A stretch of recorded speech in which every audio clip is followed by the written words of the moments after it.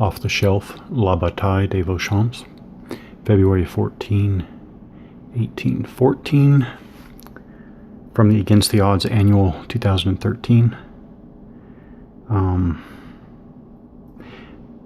My first experience with the La Bataille series, and I understand that the Vauchamps rules are, I guess, peculiar as compared to, I guess, all the other series rules. I understand that, but still, for the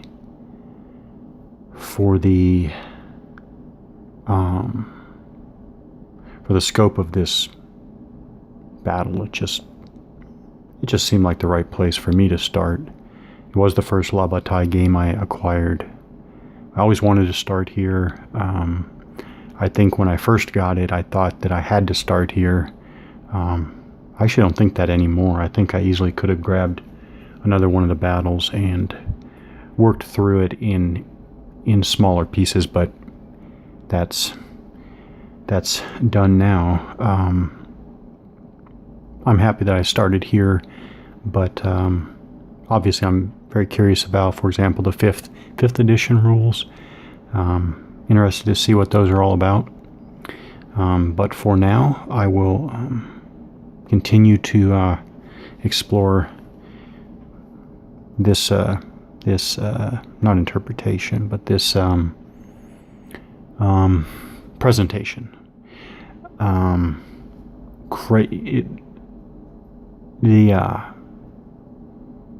The rules are delivering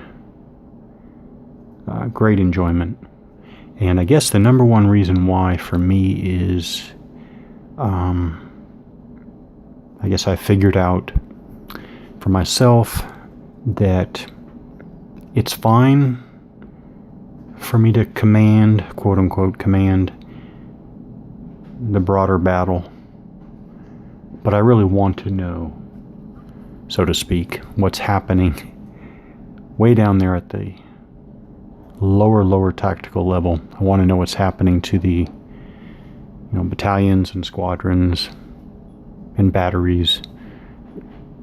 So that's detail, I suppose, but I do want to know. And I don't have to have the detail, but I think I like it. And it's not just detail, I want to know, again, what happened. Was there infantry, just an infantry push on a particular part of the line, an assault maybe in game terms, comprising maybe 2 or 3 regiments, and it should have been a sure thing, but then by chance it wasn't, and then what kind of follow-on events and effects flow from that. So enjoying it. Oh, and the other thing, not surprised whatsoever, but now I see it firsthand. This rule set, there's no way to easily keep it, I guess, on the top of your head unless you play regularly, which I guess I understand why you have your La Bataille devotees. Now I see it takes that. The entire rule set, I can see it, being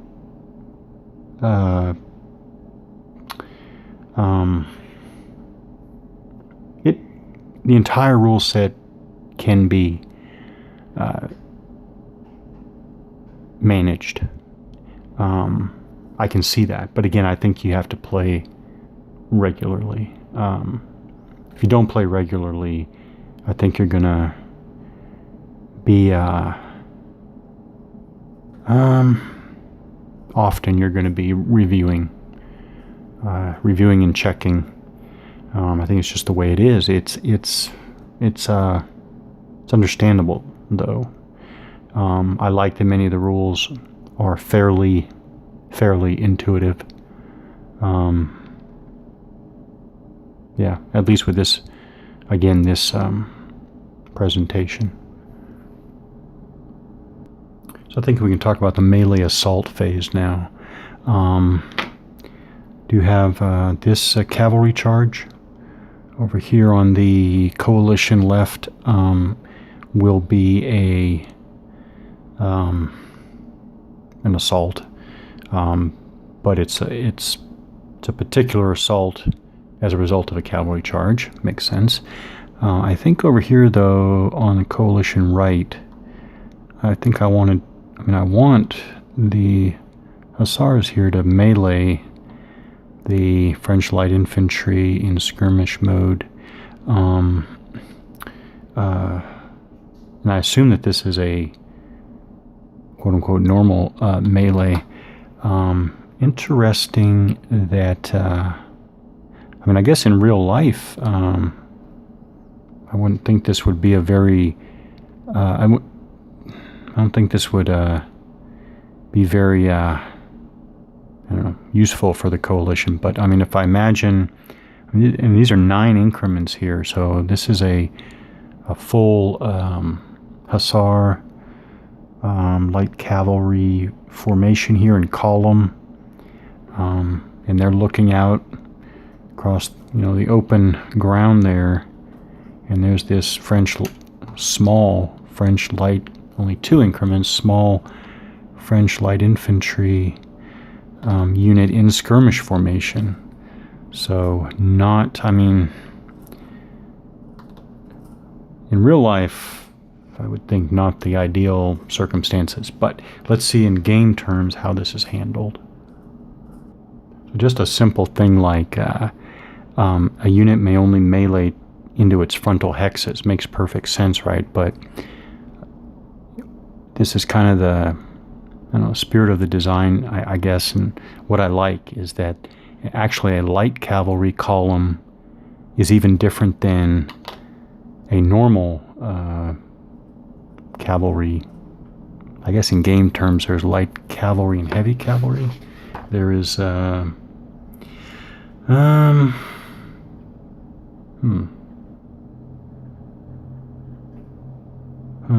okay, not sure about that, but there is a what I am sure of is that there is a so a normal column, infantry or cavalry, there are 3 front hexes. So I'm trying to find one here. So here. So infantry in column has front, flank, rear, flank. I guess what you would imagine. But the light cavalry actually has 1 rear and 5 flank. And obviously what that I think does is it makes your light cavalry more flexible, which you would expect. Then